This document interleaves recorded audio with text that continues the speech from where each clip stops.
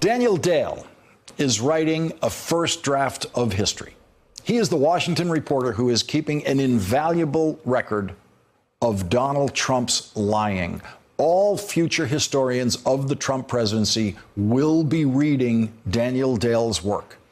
Daniel Dale's meticulous record of Trump lies shows us that during the campaign season, Donald Trump did the impossible, or at least what many of us would have thought was impossible. Donald Trump actually increased his lying.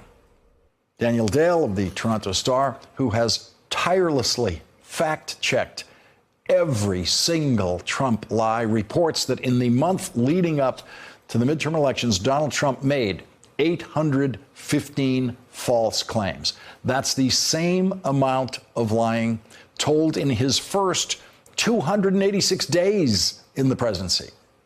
Daniel Dale reports that, quote, Trump made 664 false claims in October. That was double his previous record for a calendar month, 320 in August. Trump averaged 26.3 false claims per day in the month leading up to the midterm election on November 6th. In 2017, he averaged 2.9 per day. Donald Trump made more false claims in the 2 months leading up to the midterms, 1,176, than he did in all of the previous year, all of 2017, 1,111. The three most dishonest single days of the Donald Trump presidency were the 3 days leading up to the election. 74 on election eve, November 5th, 58 on November 3rd, and 54 on November 4th. But the lying didn't work. The Democrats won back the House of Representatives, which means that Special Counsel Robert Mueller has at least the House of Representatives supporting his investigation. And so, of course, today, Donald Trump resumed his relentless lying on Twitter about the Mueller investigation. Joining our discussion now is first draft of history historian Daniel Dale, Washington bureau chief at the Toronto Star, and Matt Miller is back with us. Daniel, I know you're not usually introduced as a historian, but that's the way I'm looking at your work. Thank you. I know it is going to be just an invaluable asset. I know what it's going to feel like 50 years from now for a historian to be able to go through every one of these numbers. What do the numbers tell us? A lot of us read the words of the tweet, and I take all sorts of interpretations about the state of the president's mind and the collapse of the president's mind and what he's trying to accomplish with a tweet when I look at the words of the tweet. But you're looking at something else. You're looking at the size of the whole lying system. What do the numbers tell us? I took a few things from this period. One, I think the sheer frequency tells us that the president and his team knew that he could not win this election campaigning honestly. It turns out he couldn't win it even campaigning dishonestly, but he knew that he couldn't do it telling the truth. What also struck me about this period was that Trump's lying is often him going off script. It's him ad-libbing, deviating from his prepared text. In this case, many of the big lies were written into his rally speeches. These were deliberate.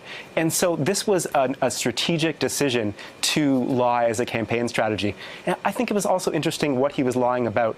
Of these 815 in the 31 days leading up to the midterms, 201 of them had to do with immigration. And so these weren't his usual stretches or exaggerations or trivial little claims about crowd sizes. These were massive fabrications. This was him saying Democrats are going to abolish the borders. Democrats are going to let illegal immigrants vote in this election. Democrats are going to give illegal immigrants free cars. So he was simply making big stuff up to scare his base, and it turned out it didn't work. Yeah, you mentioned that a lot of this was written into the text. I noticed that at several points where I saw that, he's reading the teleprompter right now, and the lies are in the teleprompter. And that wasn't as common in the past as it is now. Matt Miller, what does it tell you in terms of where we're going, and especially with this new concentration on the lies are now focusing, now that the election's over, they're focusing on Robert Mueller? You know, I think there have been two central elements of the president's political strategy since day one. One has been the constant attacks on and dehumanization of minority groups and immigrants. And the second has been the kind of fundamental attempt to delegitimize any independent arbiter of the truth. So you see that with his attacks on the media, and you see that with his attacks on the Justice Department and the special prosecutor. And I think he tries to do that because, you know, he has to convince you, in the case of the Mueller investigation, he knows that actions people have taken that who are close to him are illegal. He knows potentially his own actions to obstruct justice are illegal, and he knows what the end game looks like. He knows that Mueller at the end is going to produce, you know, most likely indictments of people very close to him, and I would suspect a report that concludes he obstructed justice. And so he has to try to delegitimize the special counsel from day one in anticipation of that report.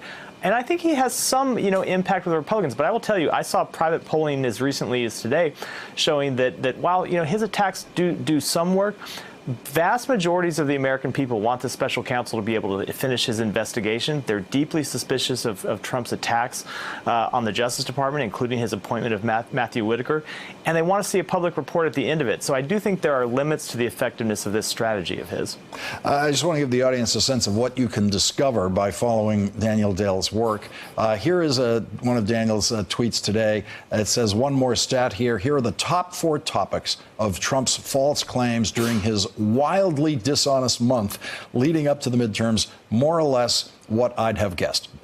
These are the topics. Democrats, 214. Immigration, 201. Economy, 127.